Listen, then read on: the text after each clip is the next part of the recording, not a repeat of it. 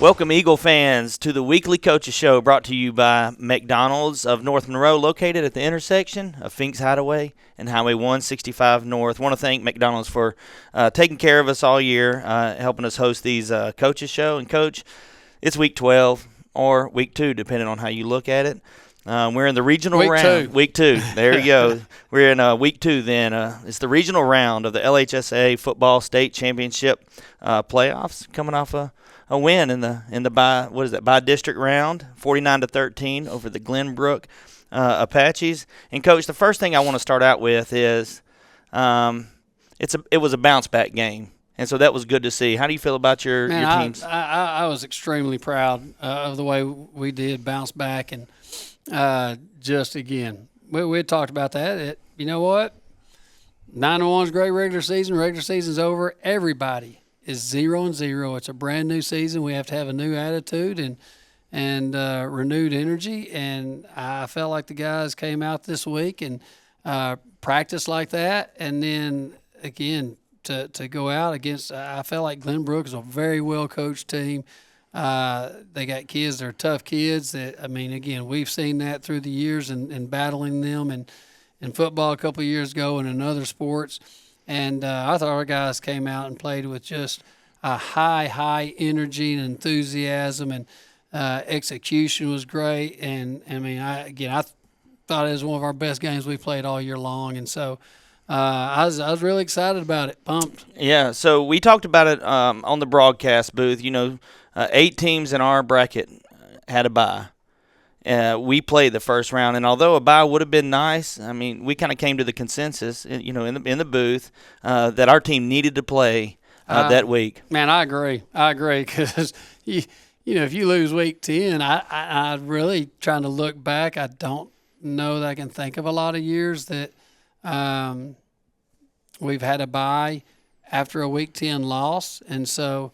That would sure eat at you for 2 weeks. Just again, it's good to get back out there and again flush the old down the drain and go with that new start, new season, new energy, correct things that need to be corrected. And again, it was a fun night. Yes, it was a fun night. From the get-go, our offense executed very well. Defense played well. So I'm going to ask you this: did anything surprise you about your team or about Glenbrook's approach to the game? No, our guys, again, we executed. So that's not a surprise. The thing that it comes down to that we preach on each and every week is let's be the best we can be. Regardless of who we're playing, we need to take care of the football. We need to catch the football. We need to make good blocks, good tackles. We need to line up correctly. And so the basics and fundamentals of football is what we stress and what we try to get better at each and every week. And, again, you look at our offense, no turnovers, no drop passes. They executed really well. And defensively, starters held them to just a few first downs right there in the first half. And so, again, that execution, again, not surprised but very pleased because we have done that several times this year. Earlier in the year, and that's just how we need to play each and every week. All right, so Macon had a good game running the ball. I think he only had 9 carries, but 90, 100 yards, something like that. Very good game. Our receivers had a good game, but our offensive line opened things up. You can't do that without an offensive line. But Luke Vadrine had his most effective game of the year. Oh, without a doubt. He played his best game. That's what I told him afterwards, and only one that wasn't complete. He hit Jude. Yeah, I know. He hit Jude in the back, and Jude was looking to hit somebody else. Yeah. And so, and so Luke did. He played his best game of the year. And speaking of Luke Edwards, I thought it was his breakout game. I do too. That he played his best game of the year, and is going to be a more confident player. You look back, Tristan Wiley's sophomore year. Tristan had a fairly quiet year up until about week 8 or week 9. When we played Oak Grove, and he had a big game. His first big game was late in the season, and it kind of carried on momentum throughout the rest of that year in the playoffs. And, again, I think for Luke Edwards, it could be the same scenario that, again, it's not just Turpin and Voyon you got to worry about. You got to worry about all 3 of those guys, and then your running backs out of the backfield. And so That was great. Well, that's good if you're a quarterback. That's good if you're an offensive coordinator. To have the different guys and. Luke's numbers, 11 of 12, 190 yards and 3 touchdowns. And really, man, it's a good time to have your quarterback play his best game of the year going into the playoffs. It is, and I tell you, the play, what stands out to me that, people don't notice, but I thought his best play of the game was when we missed a blocking assignment and he got drilled. Yeah, I mean, just before halftime. Right there before halftime. Just a clean – blitzing linebacker came through and drilled him, put him on the ground with a pretty hard hit. And the very next play, we call a pass play again, and Luke, steps in there, confident in the pocket, aggressive, and is not shying down, backing down at all, but plays with aggression. And so to come back after a violent hit that he took, I think that shows the grit that he has. It shows the grit, shows the experience that he's starting to build up, and again, that's a great time. It's a great time of the year for him to be at his best. All right, so we win the game 49-13. It's 49-0 at half. Some guys with not as much experience get to play against a starting playoff roster and get some valuable repetitions. But running clock, the game's over. You go into the locker room. What's the atmosphere and the message in the locker room? I mean, was it celebratory or was it like, hey, check that off the list. We're looking forward to next week? Both. Both. We're going to celebrate. I mean, again, we're not going to take wins for granted. I mean, it is special to win a football game, and there's a lot of teams out there that don't get to do a whole lot of celebrating. So when we have that opportunity to celebrate, we're going to celebrate and be excited about it and not take it for granted. Again, celebrate the victories that we get to enjoy together. And that's what we talked about. Enjoy this one, celebrate it, be happy about it. And, come Saturday, we're sharing film on Catholic Point Coupee and getting ready for the next one. But again, yes, enjoy and celebrate what happened, and let's get ready for the next one because, now we're down to 16 teams. And so let's keep playing King of the Mountain and trying to knock one off each week. Yeah, so, surprisingly, there were no upsets in the first round of our bracket, and I would think that typically there's at least one, so kind of kudos to the ranking system, the power rating system. So the top 16 teams in power ratings are all playing this week. So here's the last question. You may have already touched on it, but what can you take from this game this past Friday that can help propel us moving forward? Just keep building.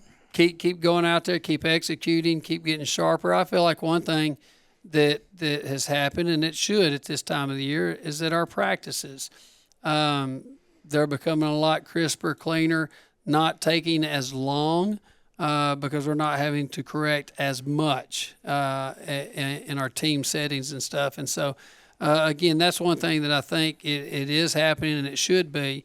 But, again, that our guys just continue to execute and do things right, and again, continue to get better at the fundamentals each and every week, because that's what has gotten us to this point. That's what's going to help you each and every week. The fundamentals of the game of blocking, tackling, catching, all of those things. And so, again, just keeping up the energy and, going out and trying to get better each and every day. All right, well, moved to 10-1 on the season, and we've got another game, another week of football, and we're always thankful for football this time of year. I think you told me one time. Every day is a blessing. It is. I think you told me one time that you love playing football Thanksgiving week, and so we'll see if that's possible. We'll come back from in just a minute, and we'll talk about the upcoming matchup, the long road trip down to New Roads, Louisiana, and we'll talk about the matchup with the Catholic Point Coupee Hornets after this word from our sponsor, so stay tuned. There are 2 Big Mac burgers now? Never had a Big Mac. If you're gonna try your first Big Mac, you gotta go with the original. Can't go wrong with the classics, right? Nah. If you're gonna try something new, go with the new Chicken Big Mac. It's got special sauce, lettuce, cheese, pickles, and 2 chicken patties on a sesame seed bun. Stop saying everything I'm saying. I'm not. Yes, you are. No, you are. No, you are. So what will it be? The Big Mac or the Chicken Big Mac? Yes. The Chicken Big Mac. It's not a Big Mac. Get it while you can. Welcome back, Eagle fans. We're here with our weekly coaches show, and we're going to talk about the upcoming regional round matchup against the Catholic Point Coupee Hornets. That's a mouthful, the PC Hornets. We'll call them the PC Hornets. And Coach, I look forward to this game for a couple reasons. One is it's the second round of the playoffs. I always love football this time of year. The other reason is, it will be our longest road trip of the year, but we're facing off against the number 6 rated Hornets, 9-1 on the year, district champs. And Coach, the first thing I want to say about this team and this program is Catholic Point Coupee is an athletic program that knows how to win games. They've got a pretty illustrious history of winning football games and baseball games and even softball games. And so they know how to win games. So what do you expect from the team this week? Well, there's no doubt they do, and they got kids similar to our kids that just know how to work. I know that they have a levee over there not far from them, and that's one of the prides that they take, traditions they take pride in is running that levee, working hard, and they've had a great tradition of tough, hard-nosed kids. They're going to have a lot of kids going both ways, and again, that's one of those situations you can only do it if you're a tough, hard-nosed kind of kid, and so we know that again they finished this year 9-1. They were undefeated until week 10, and they lost that same week that we did, and so they've had 2 weeks to sit here and regroup and get ready for this game, but. It'll be a battle. And we're excited about the challenge. We've not faced them, I don't guess, since the Dome back in 2019. And as you look on the roster, there's some last names on this roster that were on that roster. And so, they obviously come from families that they know how to win, know how to work. And so, again, it's going to be a great battle on Friday night. Yeah, so from a formation or a scheme standpoint, what are they going to bring to the table? I tell you, they offensively, they will throw everything in the book at you. They I formation, option, pound you. They'll get in the flex bone at times and have done that on film. And then there'll be a spread offense. They'll get in the power eye, the stacked eye. And so they can run it, they can throw it. They've got several talented athletes that they get the ball into their hands. Their most notable player that you'll see right off the bat is their center, Rory Lambert. He's about 6'5", 310. Has several Division I offers from Central Arkansas to Northwestern and Nichols and a long list of schools. And so, like I say, he's one that will be obvious to see offensively, defensively. And again, they run a variety of plays and schemes that, your defense got to be ready for. And then their defensive side of the ball, they have played some stingy defense at times this year. And have been able to win some close ball games because of their defensive production. And so, again, the coach does a great job with them. And again, we know that, going down to their place that, they'll be fired up playing in front of their home crowd. And so, again, we just got to go and execute, do what we do, and get after them. Well, you mentioned the last time we played them, and I think it is the last time that we played them was in 2019 in the Superdome for the state championship. It's a couple weeks after we had that highly emotional game at Calvary Baptist, and then we get past, I think it was Metairie Park Country Day, and then a high-scoring game. That game was too. And then, we go to the Dome and have a record-setting performance. One of the most fun games that I've ever watched of high school football. Just a track meet up and down the fields. Hunter Herring and Will and a bunch of those guys just had video game like stats. And you mentioned that some of these kids have the same last name of some of the players that were on that team. So maybe there's like a little extra motivation for these guys when we go down there. I'm sure that these guys, I guess the kids are juniors and seniors now, or probably 6th, 7th grade at that time, and and watched older siblings and things such as that. So, like I say, it'll be good. All right, so I got a question for you, and this is a little bit different than most of the questions I ask. So this is your 27th year of coaching. All 27 teams are different, right? They're different players. There's a different, chemistry that goes into that. So if you were to compare our team this year, to a team from the past, is there a team that you can look back and say, this year this team reminds me of whatever? It does. Yeah. It reminds me a lot of the 2016 team we had. That was 2016 was a year that we were actually in our second year of Double A. We've been Single A for every year since 2007 all the way till now, except for 2015-16. And then this is our first year in a cycle. But in 2016, we had a bunch of guys, and even in 2012, we had a team that had a bunch of first-year starters that were seniors. Again, 2012, you go back to the Washam brothers, Hunter Loveland, Tanner Pennybaker, Tyler Carter, Otwell. There's so many off of that team that it was their first year to start. And in 2012, those guys went undefeated and won a state championship. 2016, I think that was one of the only other years we had we had to replace 4 linemen this year. In 2016, we replaced 4 or 5 offensive linemen and receivers and everything like that. Defensively, we replaced a lot that year. And that was a team that went on to have a 9-1 regular season, got knocked out in the playoffs by the eventual state champion Riverside. But, again, just guys that overachieved, made the most of their opportunity, that they stuck it out, they persevered, and cashed in on their opportunity. And that's what I think about this team. Again, we replaced 17 starters off last year's team.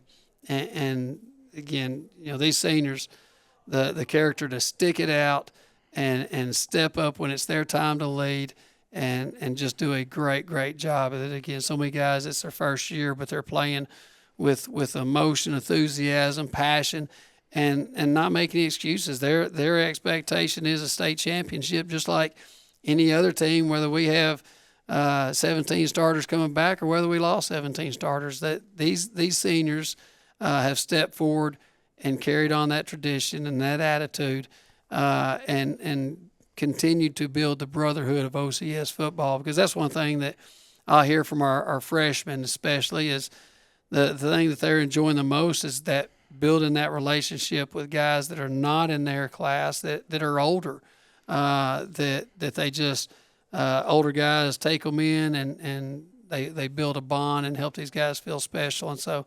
those are some classes that I would strongly compare this group to. Again, that guys that stuck it out and they're cashing in on their opportunity. Well, I've had all these kids in class, and I've got to spend time with the seniors on the coaches show, and I've thoroughly enjoyed getting to know them outside of football, and then also spending time with them on the coaches show. And last question, this is again, this is our longest trip of the season up to this point, and I know you have to take that into consideration with the logistical stuff, and I know Kim does a great job of handling a lot of those things. So is there anything different?